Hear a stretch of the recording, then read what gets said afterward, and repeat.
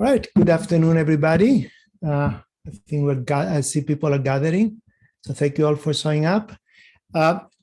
Today is going to be an information session about the third call for proposals for C3.ai Digital Transformation Institute. And this is the second information session. It's the same information that was presented about a week ago by Tandy at Illinois. So, well, those of you who don't know me, if anybody doesn't, I'm Kostas Panos, professor of ECS at UC Berkeley, director of C3s, and proud to be co-chief scientist of C3.ai Digital Transformation Institute. So let me advance my slides. First of all, I would like to spend a couple of minutes to tell you about C3.ai Digital Transformation Institute. We're still new.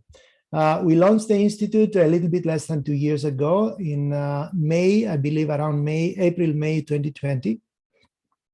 But the mission is very clear. Our mission is to attract the world's leading scientists to join in a coordinated and innovative effort to essentially advance, to push forward the digital transformation of business, government, and society. So it's a very broad goal, and this broad goal has been reflected in the previous calls for proposals that we have already launched. Before I go into that, I would like to tell you who we are. It is a collection of very prestigious institutions, universities. It is led by UC Berkeley and University of Illinois at Urbana-Champaign, where we have our co-headquarters. But the group includes Carnegie Mellon University, KTH, MIT, Princeton, Stanford, and University of Chicago, as well as the Berkeley Labs and the National Center for Supercomputing Applications. So this is our community, our immediate community that we operate from. So in this particular call for proposals, this is our third one. The first one was on COVID, and that was done very quickly and very successfully in May 2020. The second one was on energy, and that was a very successful as well, happened about a year after the first one. On this one, we also anticipate to spend a considerable amount of money to invest, as you say, about $10 million in research awards. The proposals can request funding anywhere from $100,000 to $1 million for an initial period of 1 year. So this is going to be a quick execution. And very importantly, in addition to cash awards, the funded proposals will include unlimited free access to the C3.ai suite, and that is hosted on Microsoft Azure Cloud. So there's considerable computing that is going to be available, and so technical support is going to be available to help your projects succeed, above and beyond the 10 million that you're going to invest. So let's talk about eligibility a little bit. Proposal principal investigators must be faculty researchers from the C3.ai DTI consortium partners that I mentioned, the universities that I mentioned, and labs. Co-investigators may be from these institutions, but also from other institutions. Okay, that is very important. Now, preference will be given to proposals where the majority of the work and the expenditures will happen within the consortium. And we are encouraged proposals that are interdisciplinary and interinstitutional. So it is very important for us to cross disciplines because, of course, digital transformation is a very broad transformation that is happening across many disciplines. And interinstitutional to make sure that talent from various representations of our group can get together. And of course, other institutions and universities around the world. Now, if you submit a proposal as a PI or a co-PI, you also undertake the obligation to help us review the proposals. And we use that resource quite well in the first two rounds of proposal calls. So keep that in mind. Now, the subject today, the subject of this third call is AI to transform cybersecurity and secure critical infrastructure. We can say a lot about this subject. It's certainly very topical. We hear a lot about how cybersecurity has always been a big issue.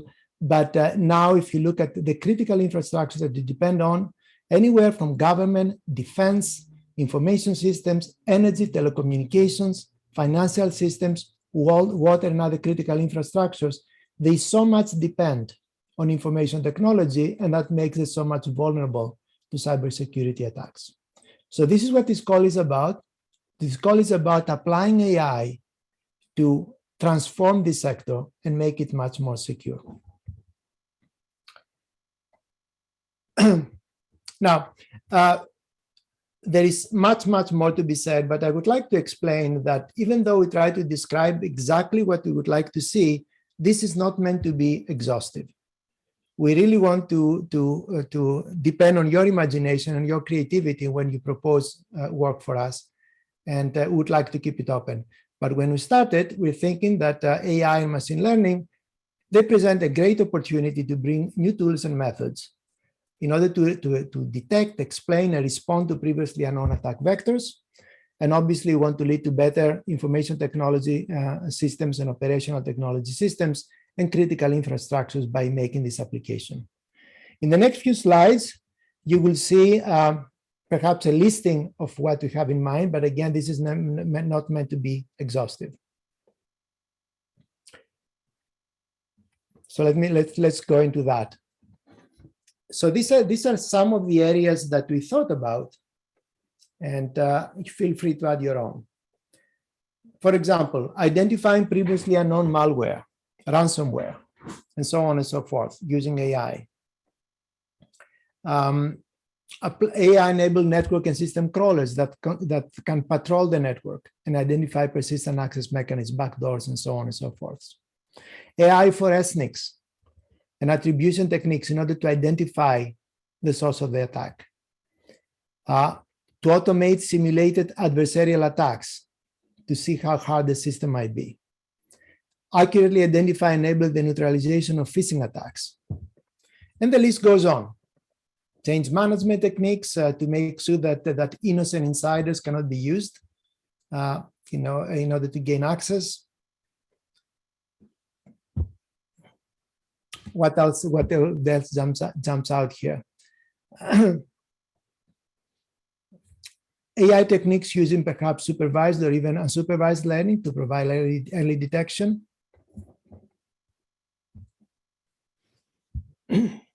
And you can see many other things listed in this list.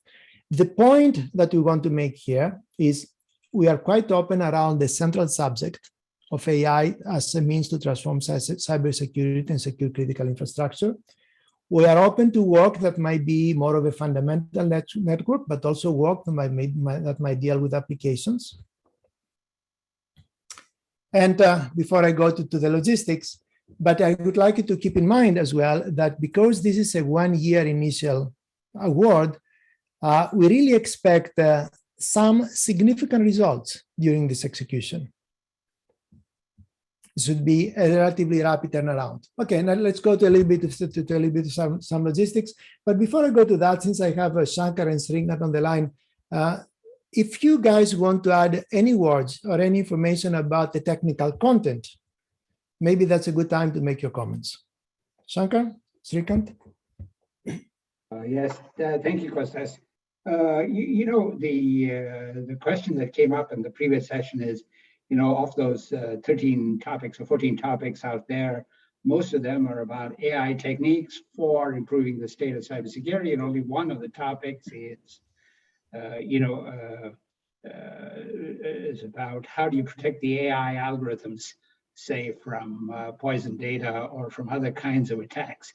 And there's no value judgment there. It's not that we view that as any smaller or any less broad in scope.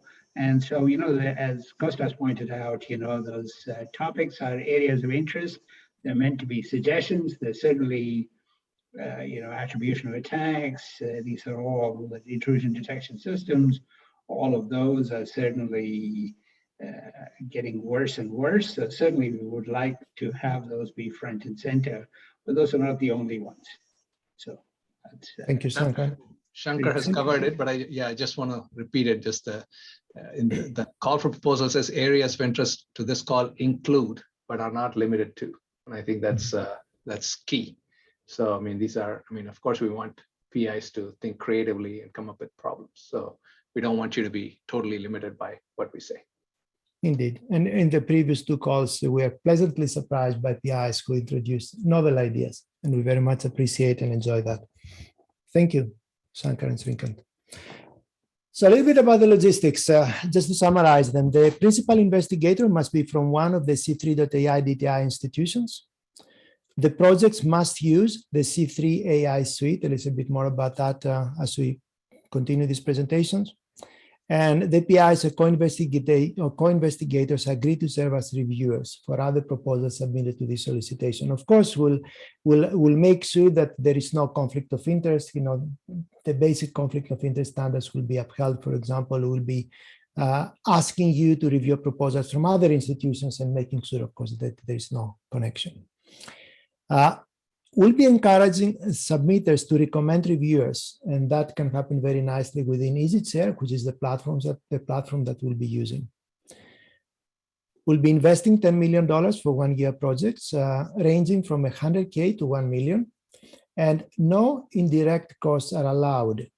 So these are very usable funds, and I hope that you take advantage of that. Key dates.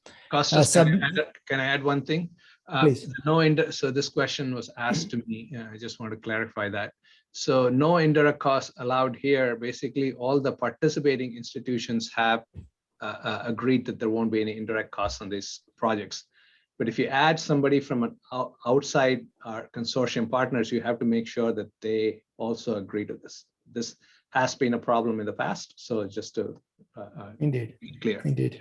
Indeed, I think that when this consortium was funded, we did quite a bit of work to convince the participating institution for the no overhead, essentially.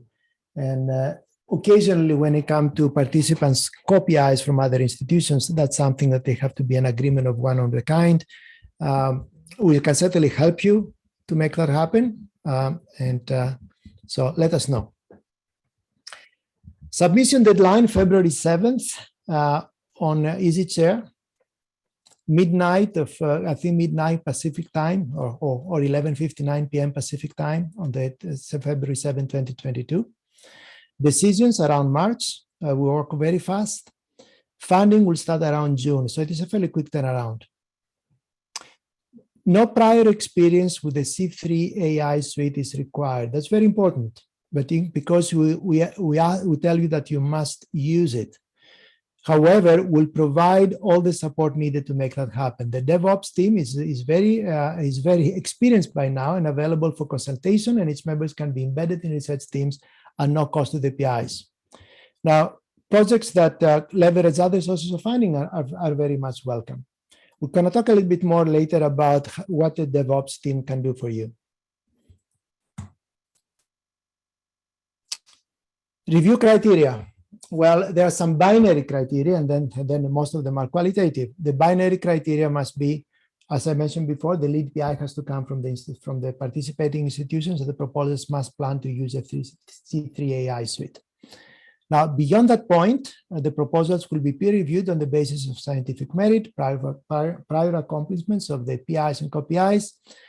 The actual use of AI, machine learning, data analytics, and cloud computing, that is, we really want these proposals not only to be technically excellent, but to be aligned with the nature of the institute, which is a digital transformation, and the nature of the call.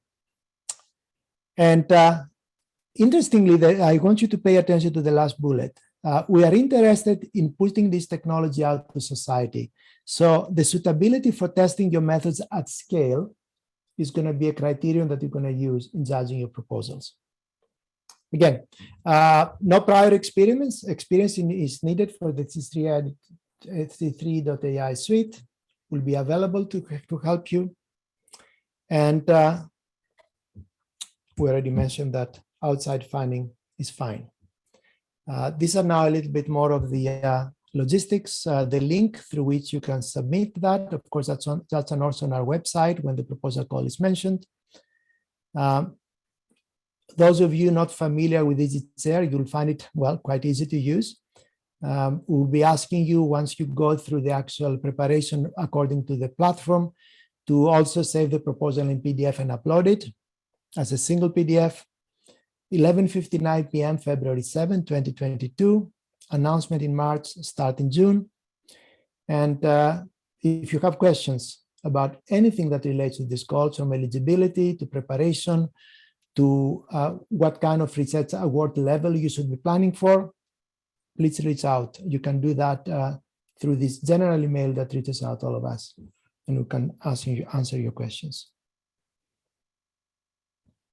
We had 2 information sessions. That's the second and the last one. We had one last week, but we do have office hours, and maybe Jay or Larry can tell me how these are going. These are office hours specifically about the development operation staff to help you take advantage of the platform that we make available to you.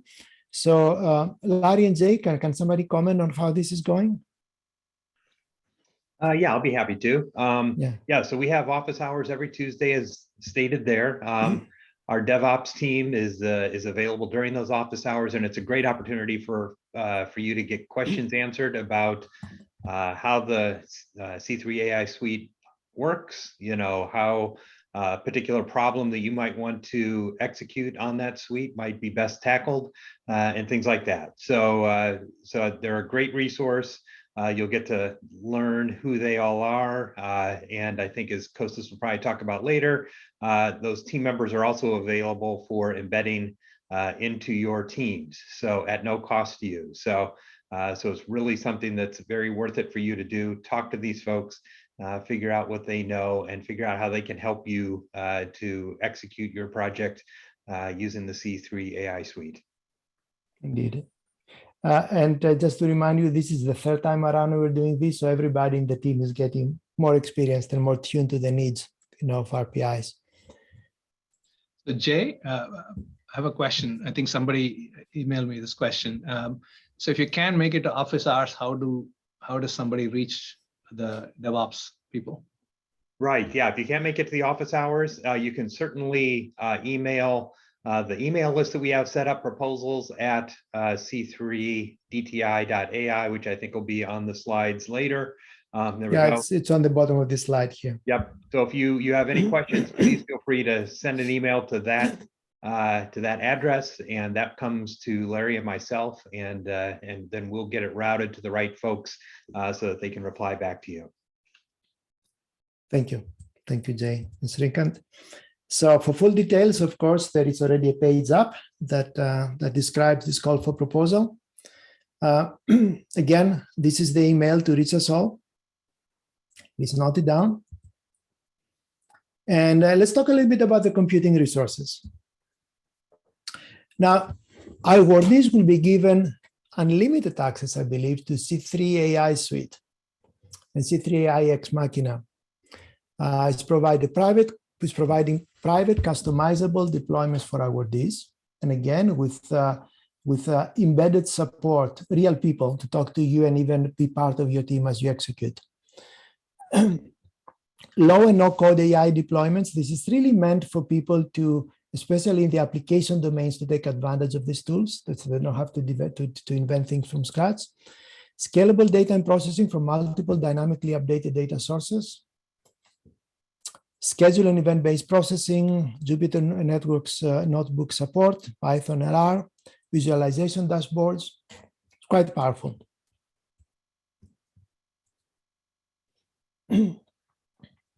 So the support that is available, consultations, joining select research teams. We have to talk on that because the availability, of course, of people is not infinite. Customized training materials and mentoring, liaison with engineers at C3.ai, data scientists, assist us with complementary resources like NCSA, NERSC, and so on, HPC, and Azure Cloud. Scientific computing is going to be provided by the Berkeley Lab, National Energy Research Scientific Computing Center, NERSC. Many of you are familiar with that, but they have set aside for us, I believe, 75 million hours of computing. Shankar and Srinkan, this is for this particular call, this allocation, just to be clear. Yes, I'm muted. Yeah, it's typical for any call. Yeah. It's typical for any call. Okay, great. National Center for Supercomputing Applications, NCSA at Illinois, again, is a participant and willing and available to help. And of course, Microsoft Azure that has set aside $2,000 per year for the Institute in compute capacity in Microsoft Azure, compute, storage, and all services, up to 180 researchers. So we're very well equipped to support you on that. And this is the end of the prepared presentation. I wonder if the DevOps people want to make some comments that I might have missed about the DevOps applications, and then we can open it for any Q&A from the audience. Thanks, Kostas. And I would encourage, I have a couple of my direct colleagues on the call here. Please feel free to jump in. I think you absolutely covered the main points to illustrate the C3.ai suite and what our team offers to awardees. I just want to kind of reiterate a little bit of perhaps how to think about the C3.ai suite. And since this isn't the focus of this call, I want to make sure people understand the resources available to them between now and the proposal due date to help them put this part of their proposal together.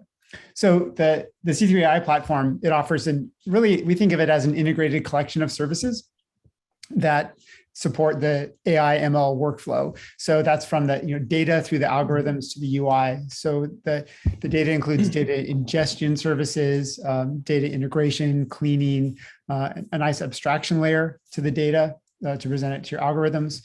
There are several methods for deploying your algorithms, a more conventional deployment or using Jupyter notebooks. Multiple languages such as Python, JavaScript, and R are supported. And then, of course, the UI tools at the kind of end of that pipeline or workflow to be able to view and present results. And in general, these are web services provided by the platform. As Kostas mentioned, we'd love to encourage folks to come to the office hour sessions. We have 2 more before the proposal deadline. All the details are listed on the proposal site, and we're available to consult with you. We can have some conversations. If you can explain to us a little bit about your research problem, we can kind of talk about what aspects of the platform and its services might be well suited to your problem. And as Kostas also described, we can have a dialogue about the potential for having me or one of my colleagues, in a sense, join one of your research teams for at a pace of kind of a couple hours a week, give or take, through the life of your project. And that is something that we definitely would like to talk about beforehand, as that would be an optional portion you would include in your proposal request. I want to particularly draw your attention to a pair of videos that are linked on the call for proposals page. They're available, they're hosted on YouTube, but one is a general overview of these services and another is a deep dive. And again, you'll find the office hours link and the email there. If my colleagues catch that I've missed something critical or have other things to add, please feel free. I think you did a great job covering everything, Craig. I'd just emphasize, yes, if you are interested in the possibility of trying to have a DevOps member embedded in your project, as Greg described, it's pretty critical that you reach out to us in advance of submitting your proposal. So whether that's office hours or via the email address mentioned earlier and arranging a meeting at a different time, you should discuss it with us. So we have an idea and we can help you brainstorm what that might look like. Great, thank you, folks. So we are open to questions.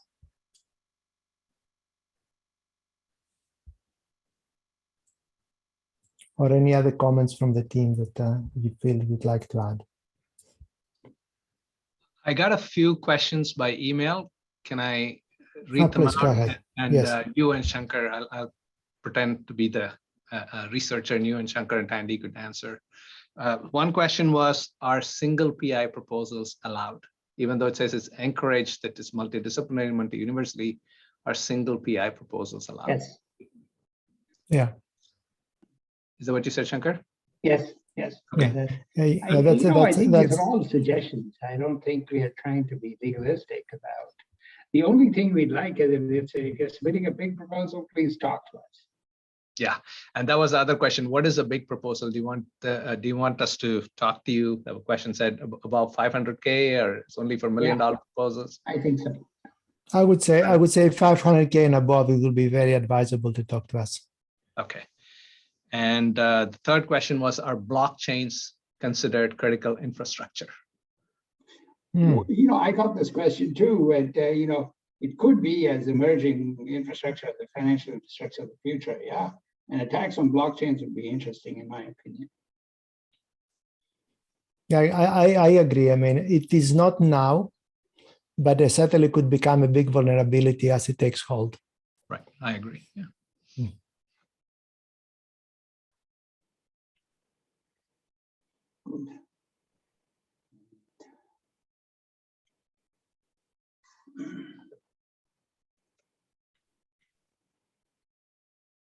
Maybe I can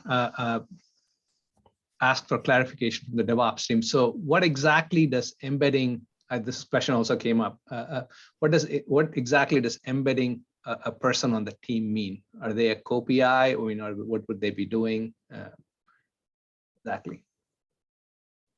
So the way it's worked in the current call for proposals, we look for a matchup. We have each of us on the DevOps team has a different focus area or skill set. For example, I actually work a little more with the infrastructure kind of underneath the platform, you could say, whereas some of my colleagues are more doing development kinds of activities.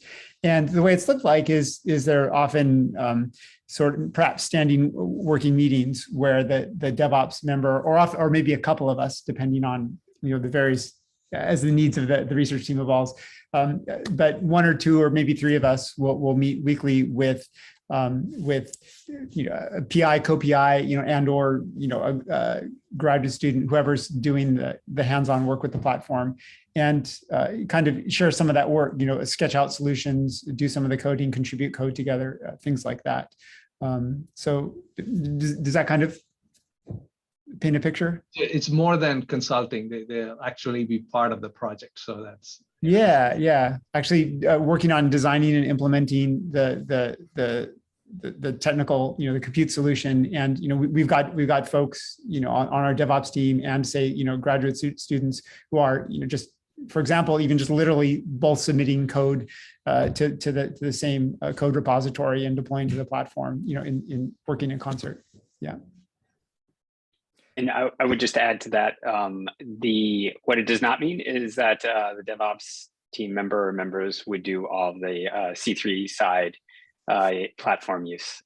It's expect to have one or more members of your team working on the platform, but we would be there to at a higher rate than of availability than if you didn't have an embedded DevOps team member.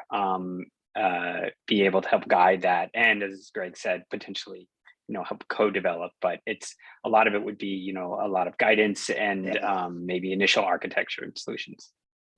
Thanks, Matt. Yes, that's just so. Yeah. So if I were in the audience, I would have one question. So let me say it for my colleagues. What does demonstration at scale mean? And should the PIs expect significant help in terms of access to big data sources and so on in order to do that demonstration? Can somebody talk to that? Demonstration at scale as a desirable outcome.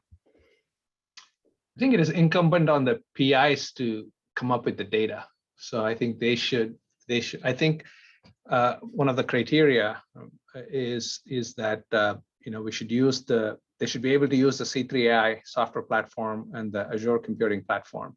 And to be able to do that, to able to demonstrate valid use of that or significant use of that, which is what's unique about our institute, you should be able to try out your results on large scale data.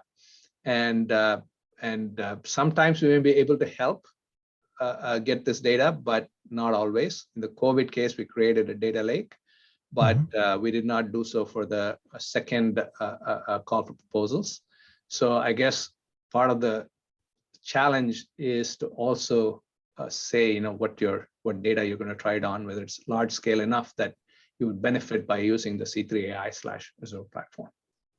I see. So scale is defined by the data. If I can tap on this. So I think for the COVID, there was not enough data. I think for the second call, as we found out actually through the proposals, a lot of the communities, a lot of the machine learning conferences actually had challenge problems with energy, and they had their own data sets. I think from looking at security conferences, there are data sets that some of which are annotated, some of which are not annotated, of attacks, attack graphs, all of that. So that certainly, and some of them are big enough so that it would be interesting to bring them into this data set, bring them in here. And I think that one question that came up, maybe to the other session, is, if it's bank data and if it's financial infrastructure data, banks are reluctant to make that available. And that's true. However, in some, I've seen in some of the machine learning, ICML, there have been some Portuguese bank data which has been sanitized and which can be used and so on. I think if some researchers feel like us as an institute to go and look for other data, they could certainly indicate that. Okay. Maybe one of the DevOps people can answer this question or related to the data, which is, I think what Shankar mentioned, like bank data, for example. I think there is a way in C3 platform to store secure or private data, right? This question came up during the COVID, the first call for proposals, and I think there is a way to store things in a secure fashion within C3.ai. Is that within the platform? Is that correct? Does anybody know? The answer was yes. I remember during the COVID case, but I just wanted to confirm.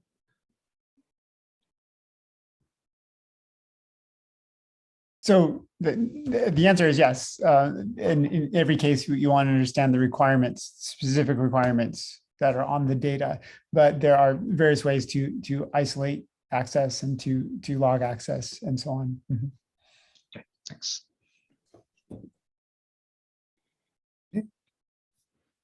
Any other questions?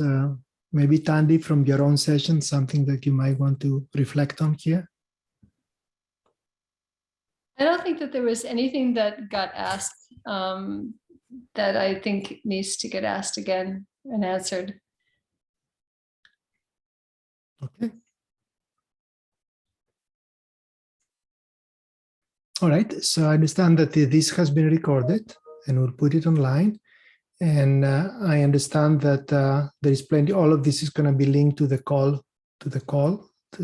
page.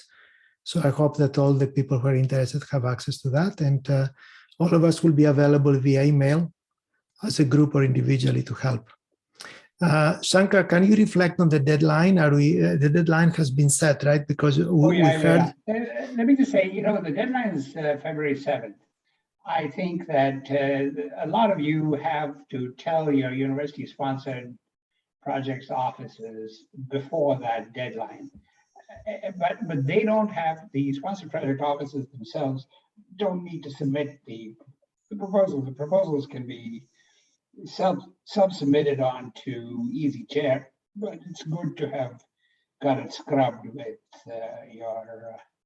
your local sponsored projects office, most of whom are sensitized, by the way, to this, because it's now the third rodeo for them, and so it should be procedural. But that adds on a few days, and I've certainly heard concerns from the investigators about cutting into the days before February 7th, and I sympathize with all my colleagues about that, and that was the subject of discussion with Kostas before we. Mm-hmm. Yeah, but just to be clear, our budget is very simple. It does not include indirect cost. Our format of the budget is pretty straightforward. So the review by the review by the sponsored projects office is really minimal. So should be minimal, but be in touch with your research support people, early on and make sure that in the loop so do not run out of time because of that. The other thing is it's all through EasyChair, and you're just going to upload a single PDF that has all of the required information. And if you haven't done EasyChair before, just go ahead and make sure that you can do this. And you can submit a proposal before the deadline and then revise it and submit a new one. So that's not an issue. The other thing is we ask everyone to give us names and email addresses of potential reviewers. So that will help us get the review done. And then of course, everyone I hope saw that if you submit and you're a PI or a co-PI, you'll be expected to review proposals. All of this is so we can get everything done in the short amount of time we'll have. Yeah, not only that, but also to do it well. In the past, we used that resource very well. We had multiple reviews for proposals, and we are pretty confident in the decisions that the committee has made. So thanks, Tandy, for reminding us that.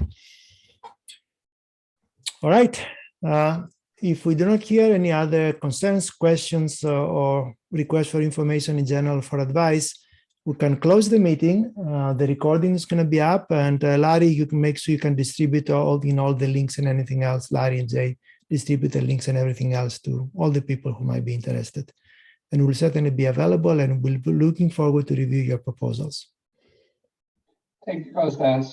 Thank you. Thank you. Thanks.